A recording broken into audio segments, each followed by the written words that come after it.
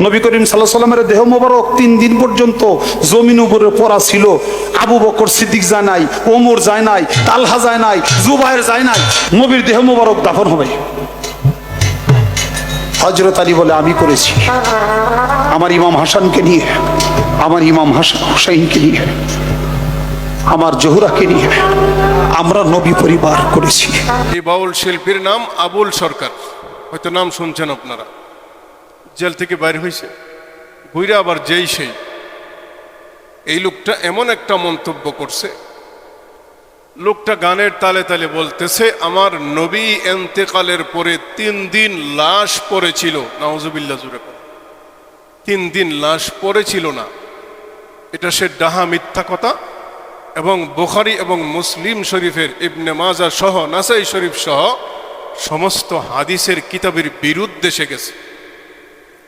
এগুলি তো হাদিস কোরআন পড়তে জানে না, 1-2টা কোনোভাবে মুখস্থ কইরা এগুলি ধর্মের পুঁজি বানায় নিছে গান গাওয়ার জন্য।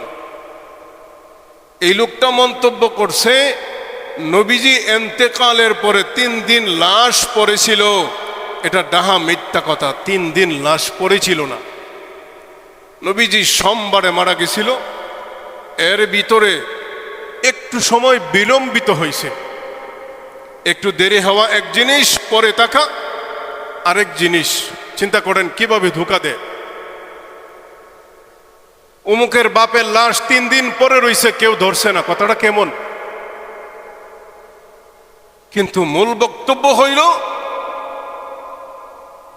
তার মৃত্যুর পরে কোথায় দাফন করবে, তার সন্তান বাহিরে আছে, আসতে আরো বিভিন্ন ঝামেলার কারণে বিলম্বিত হয়েছে, এটা আরেক জিনিস। কিন্তু সে বিলম্বিত হয়েছে এমন বলে নাই, সে বলছে 3 দিন লাশ মাটিতে পড়েছিল।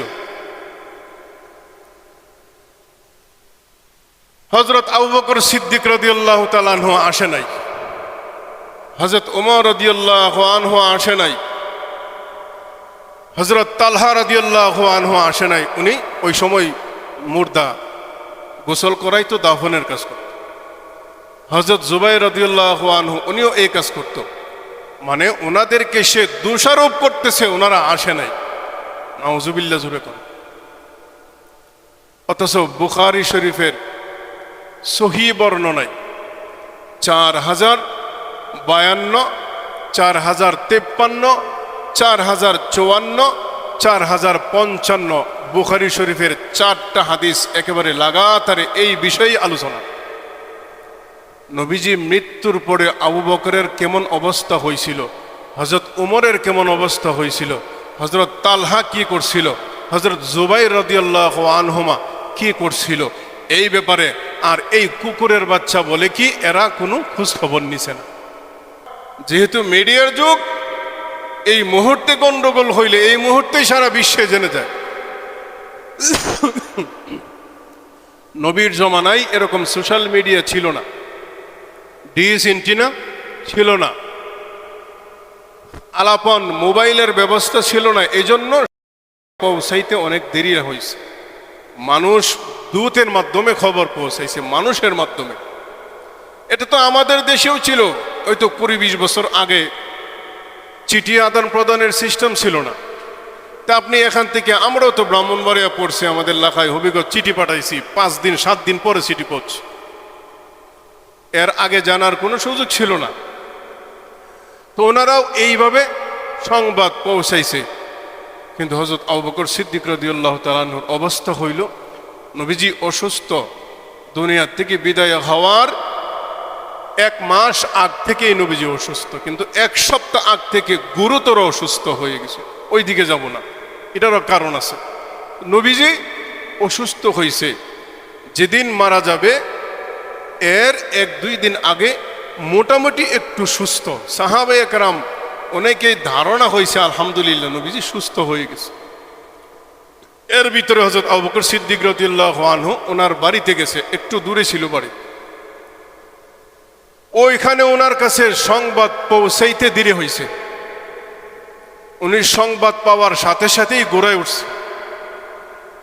গোড়ায় দৌড়ায় আয়েশাই উনি সর্বপ্রথম কোনো মানুষের সাথে কথা বলে নাই, দৌড় দিয়ে ওনার মেয়ে তো হজরত আয়েশা সিদ্দিকা রাদিয়াল্লাহু আনহা, নবীজির স্ত্রী, ওনার মেয়ের ঘরেও যায় নাই, মেয়েরেও কোনো কিছু প্রশ্ন করে নাই, সরাসরি নবীজির হুজরাই চলে গেছে। যায়াই নবীজির কপাল মুবারকে একটা চুমু খাইছেন।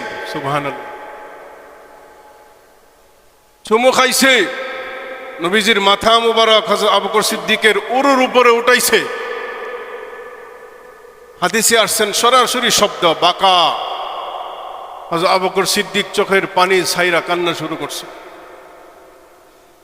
সাহাবীরা বলছেন, হযরত আম্মাজান আয়েশা সিদ্দিকা বলেন, আমি তাকায় দেখছি আমার আব্বার চোখ দিয়া দাড়ি বেয়ে বেয়ে পানি পড়তেছে।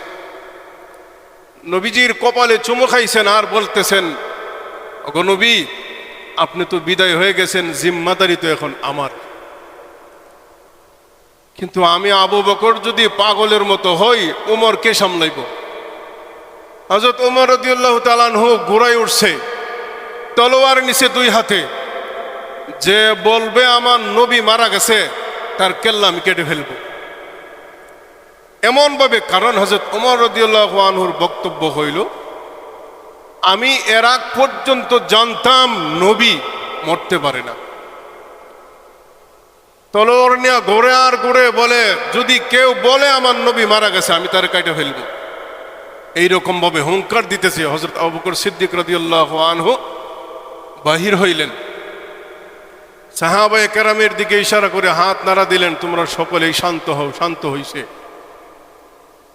তোমরা জেনে রাখো, যারা মুহাম্মাদের ইবাদত করতে বা করবা, তোমরা জেনে রাখো মুহাম্মদ সাল্লাল্লাহু আলাইহি সাল্লামের মৃত্যু হয়ে গেছে। হযরত উমর রাদিয়াল্লাহু আনহু মানতে রাজি না, কোরআনের আয়াত নাজিল করে শোনাইয়া দিয়েছেন, ইন্নাকা মাইয়িতু ওয়া ইন্নাহুম মাইয়িতু। আল্লাহর ফেরেশতা জিবরাইল আলাইহিস সালাম কোরআনের আয়াত নবীজির কাছে পৌঁছায় দিয়ে গেছেন, ওগো নবী, আপনিও মারা যাবেন, ইন্নাকা, আপনিও মারা যাবেন, মাইয়িতু, আপনিও মারা যাবেন, ওয়া ইন্নাহুম, যারা আপনারে মানে, যারা মানে না তারাও মারা যাবে। তাহলে আল্লাহর এই কোরআনের আয়াত দিয়া কি বোঝা যায়? মুহাম্মদ সাল্লাল্লাহু আলাইহি সাল্লাম বিদায় হয়ে গেছে। হযরত ওমর রাদিয়াল্লাহু আনহু তলোয়ার ফেলে দিছেন। এমন অবস্থা হয়েছে যেন সাথে সাথে আগুনের সামনে মোম রাখলে যেমন গলে যায়, হযরত ওমর রাদিয়াল্লাহু আনহু সাথে সাথে এমন শান্ত হয়ে গেছে। হযরত তালহা, হযরত জুবাইর রাদিয়াল্লাহু আনহুমা কোথায় কবর খনন করবেন, কিভাবে খনন করবেন, দুই তিনটা সিস্টেম আছে কবর খনন করার। জানেন আপনারা, দুই তিনটা সিস্টেম আছে। একটা তো আমরা যেভাবে হয়, আরেকটা একবারে খাড়া দেয়, আরেকটা হল এইভাবে কোনা ইচ্ছা করে দেয়, একটা এরভাবে একটা কোনা ইচ্ছা করে। তো কোনা ইচ্ছাটা আমরা এদিকে চলে না, আরব কান্ট্রিতে খুব বেশি চলে। তো এই দুই তিন ধরনের কবর খনন। এটা হইল একটা, নবীজির দাফন বিলম্বিত হওয়ার মধ্যে এটা একটা কারণ, কোন কবর খনন করবে। আরেকটা বিলম্বিত হওয়ার কারণ হইল নবীজিকে কোথায় দাফন করা হবে, কবরস্থানে নাকি যেইখানে মারা গেছে এইখানে। আরেকটা কারণ হইল মক্কাবাসী বলতেছে জান্নাতুল মুআল্লায়, আমাদের মক্কায় দাফন করতে হবে। মদিনাবাসী বলতেছে জান্নাতুল বাকি, আমাদের মদিনার কবরস্থানে দাফন করতে হবে। নবীজি বিদায় হয়ে গেছে, খেলাফতের দায়িত্ব কে গ্রহণ করবে, বাদশাহ কে হবে, এইগুলির জন্য মূলত বিলম্বিত হয়েছে। তাহলে সোমবারে মারা গেল, মঙ্গলবার থাকছে, বুধবারে দাফন হয়েছে, 3 দিন হইল কোথায়, দিনে রাতে মিলে 1 দিন। কিন্তু এই কুলাঙ্গার বলছি কি 3 দিন নবীর লাশ মাটিতে পড়েছিল, কেউ দেখতে আসে নাই। তার বক্তব্য হইল হযরত আলী এবং ফাতেমা এবং হাসান হুসাইন, মানে এরা যাকে পাঞ্জাতন বলে, এদের ভাষায়, এটা কোরআন হাদিসের ভাষা না, এটা এদের ভাষায়। এই হযরত আলী রাদিয়াল্লাহু তাআলা আনহুর বক্তব্য হইল কেউ আসে নাই, শুধু আমি আমার 2 সন্তান আমার ফাতেমাকে নিয়ে আমি দাফন করছি। এর মানে হযরত আলী 3 দিন বার চাইছে, 3 দিন অপেক্ষা করছে, কোনো সাহাবায়ে কেরাম ধরে নাই, আসে নাই। 3 দিন বার চাওয়ার পরে হযরত আলী, হযরত হাসান হুসাইন আর ওনার স্ত্রী মিলে দাফন করছে। নাউজুবিল্লাহ। তাহলে এই সাহাবা কেরাম, অথচ দাফনের সময় যেই সাহাবী দাফন করত, হযরত তালহা রাদিয়াল্লাহু আনহু, হযরত জুবাইর রাদিয়াল্লাহু আনহু, ওনারাও শীর্ষ পর্যায়ের বড় পর্যায়ের সাহাবী, ওনারাও উপস্থিত থাইকা দাফনের ব্যবস্থা করছে। তাহলে ওনারা যদি দাফনের ব্যবস্থা করে, ছাগলের বাচ্চা তুই কোরআন হাদিস পড়তে জানিস না, পড়তে পারস না, কোরআন হাদিস নিয়ে কেল্লেগি টানাটানি করিস। এক তো কোরআন হাদিস পারস না, ভালো কথা, কোরআন হাদিসের ব্যাপারে কেন নাক গলাগলি করস? নিজেও বেঈমান হস, মুসলমানদেরকেও ঈমান হারা করার জন্য। মূল তাদের টার্গেট সাহাবীদের বিদ্বেষী বানানোর জন্য। চিন্তা করছেননি ব্যাপারটা? নবীজির লাশ মুবারক 3 দিন মাটিতে পড়ে রইছে, হযরত আবু বকর ধরে নাই, হযরত ওমর ধরে নাই, হযরত তালহা, হযরত জুবাইর যারা দাফনের কাজ করত এরাও ধরে নাই। অথচ হাদিসের কিতাবে কি বলতেছে? প্রায় 10 থেকে 20টা হাদিস আছে নবীজির কিভাবে জানাজা দেওয়া হয়েছে, কিভাবে কাফন দাফন করা হয়েছে, সমস্ত সাহাবায়ে কেরামের সম্মতি এবং উপস্থিতিতে। আর হ্যাঁ কয় হযরত আলী রাদিয়াল্লাহু আনহু 3 দিন অপেক্ষা করছে, কেউ নি ধরে, কেউ ধরে নাই, উনি নিজে নিজে দাফন করছে। চিন্তা করছেন ব্যাপারটা? যে নবীর জন্য সাহাবায়ে কেরাম নিজের সমস্ত সম্পত্তি বিলীন করে দিছে, যেই সাহাবায়ে কেরাম নবীজির সামনে দাঁড়ায়া যুদ্ধের ময়দানে 93টা তীরের আঘাত সইছে, এই সাহাবায়ে কেরাম নাকি নবীর মৃত্যুর পরে নবীর লাশ ধরবে না। কেমন জানোয়ার হইলে এই ধরনের কথা বলতে পারে? তুই গান ক, এটাই বলা বেটা গান ক। এই জন্যই আমরা বলি কোরআন হাদিসের ভাষায় শব্দটা, এরা যে গান গায় তাদের দলের নাম, তাদের সংগঠনের নাম হইল বাউল। আর কোরআন হাদিসের ভাষায় এই বাউল শব্দটা রিসার্চ করলে যে একটা অর্থ বাইর, মানে এই অর্থটা মানুষ থুতু ফেলবে। এই বাউল এটা আরবি শব্দ, এটার মূল অর্থ হইল প্রস্রাব। নাউজুবিল্লাহ কইতেন না? বাউল শব্দের অর্থ প্রস্রাব। যার ধর্মের নাম হয় প্রস্রাব, যার সংগঠনের নাম হয় প্রস্রাব, হে আমার নবীর কি সম্মান করবে, হে আমার নবীর কি ইজ্জত বুঝবে আর জানবে। এজন্য গান যারা শুনেন, এটা যার যার ব্যক্তিগত স্বাধীনতা আছে। সওয়াব গুনাহ আমি রাখলাম, সওয়াব গুনাহ পরের কথা, কিন্তু গান যদিও শুনেন অন্তত বাউল গান শুনবেন না। যদি পারেন নিজে কিতাবাদি পড়েন, আর যদি না পারেন, যারা জানে, আল্লাহ কোরআনে বলছেন যারা জানে এদের কাছ থেকে যায় না নেও। তো বাউলের কাছ থেকে, প্রস্রাবলার কাছ থেকে তোমাকে ধর্ম শিখতে হবে, তাহলে তো হেরাই না বাইতুল মুকাররমের ইমাম খতিব বানানোর দরকার। কি কোন ঠিক না? এই ধরনের কুলাঙ্গার, যেই কুলাঙ্গারেরা সাহাবী বিদ্বেষী হয়, একজন সাহাবীর মহব্বত দেখায়া বড় 4 জন খলিফার মধ্যে 3 জন খলিফার হে শত্রু বানাইয়া দিছে। ওই সময়কার বড় বড় সাহাবায়ে কেরাম যারা দাফনের কাজ সম্পন্ন করত, এদেরকে মিথ্যুক বানাই দিছে। নাউজুবিল্লাহ। এদেরকে নবীর শত্রু বানাই দিছে সুকৌশলে। আর সামনের মানুষগুলি আহ আহ করতেছে। এই লোকটার নাম আবুল সরকার, আমরা সকলেই চিনি। লোকটা কিছুদিন আগে ধর্ম অবমাননার কারণে জেলও খাটছে, আবার ঘুরে সেই।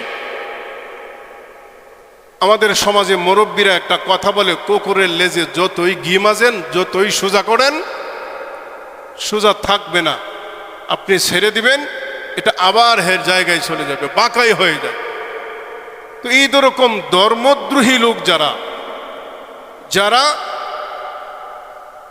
একজন সাহাবীর মহব্বতের দাবি দিয়া 10 জন সাহাবীকে মিথ্যুক বানায়, গালি দেয়, নবীর শত্রু বানায়, আপনাকে আমাকে সাধারণ মুসলমানদেরকে হীনমন্যতার মধ্যে, চিন্তার মধ্যে ফেলে দেয়।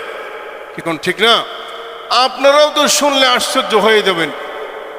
আশ্চর্য ব্যাপার, এমন কথা তো জীবনও শুনলাম না যে হযরত আবু বকর সিদ্দিকের মতো সাহাবী নবীর লাশে ধরে নাই, হযরত ওমর রাদিয়াল্লাহু আনহুর মতো সাহাবী নবীর লাশে ধরে নাই।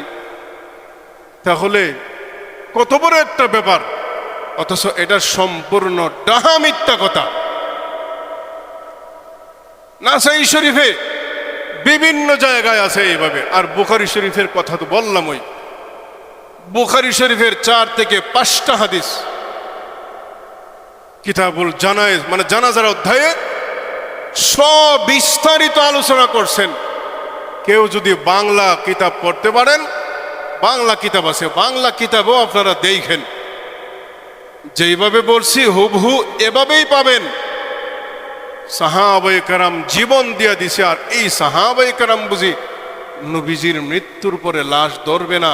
তাহলে এই ধরনের আবুল্লা মার্খা মানুষগুলোরে, মুসলমান তো দূরের কথা, এইগুলোরে মানুষের কাতারই ধরা যায় না। এগুলো এত খারাপ, এমন ভাবে আমার আপনার ঈমান সুকৌশলে তারা হরণ করে নিয়ে যাইতেছে। এরা হইল ঈমান চোর, তারা হইল ধর্মচোর। কারণ এদের কাছ থেকে যদি কেউ, বাউল গান থেকে যদি কেউ ধর্ম শিখতে চায়, তাহলে সে সোজা জাহান্নামে যাবে। আপনি আমি সকলেই ধর্ম বুঝতে হলে যেইখানে ধর্মের চর্চা হয় ওইখানে যাইতে হবে। কি কোন ঠিক না?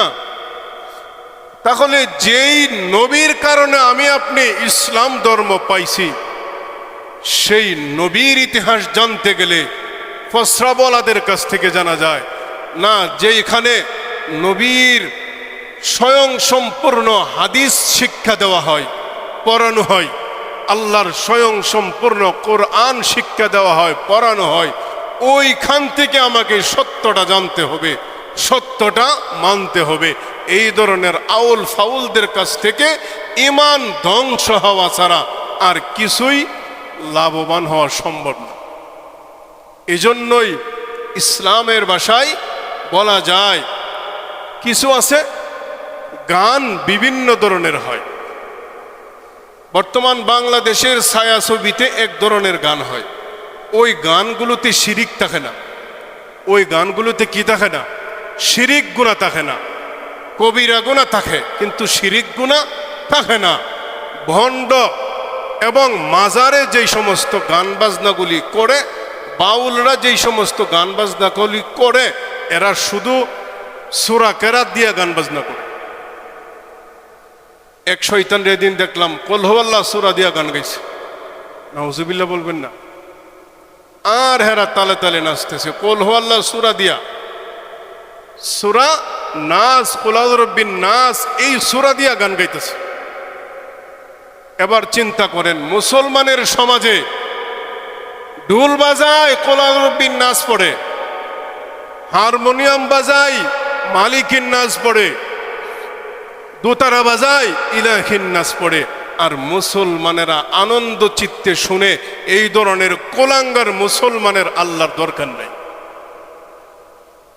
এজন্য আসুন, আমি বলতেছিলাম আল্লাহ তাআলা এই কথাটাই বুঝাইতে চায়, ইয়াত্তাবিউ ইল্লায-যন্না ওয়া মা তাহওয়াল আনফুস ওয়ালাকাদ জাআহুম মির রাব্বিহিমুল হুদা আম লিল ইনসানি মা তামান্না ফালিল্লাহিল আখিরাতু ওয়াল উলা। আল্লাহ তাআলা বলতেছেন, পৃথিবীতে এমন কিছু মানুষ আছে যারা নিজের নফসের অনুসারে কথা বলে, কোরআন হাদিসের অনুযায়ী বলে না, আন্দাজে কথা বলে, যা মুখ দিয়ে আসে তাই বলে। এটা ভালো হোক খারাপ হোক, যা মন চাই তাই বলে। অথচ আল্লাহ এবং রসুলের সুনির্দিষ্ট পরিষ্কার বিধান থাকার পরেও সে এই ধরনের কথা বলে মানুষের সব আশাই কি আল্লাহ তাআলা পূর্ণ করেন? সব আশা আল্লাহ তাআলা পূর্ণ করে না। ভালো হোক মন্দ হোক, সব আশা আল্লাহ তাআলা পূর্ণ করে না। আর দুনিয়া এবং আখিরাতের ব্যাপারে শুধু একমাত্র আল্লাহর হাতে। দুনিয়াতে আমি ভবিষ্যতে কি হবে, আমার কি হবে, পরকালও আমার কি হবে, এটা একমাত্র আল্লাহ তাআলাই ভালো জানেন। আল্লাহ তাআলা আমাকে আপনাকে সকলকেই এই সংক্ষিপ্ত কথাগুলির উপরে আমল করার তৌফিক দান করুন। সকলে বলে আমিন।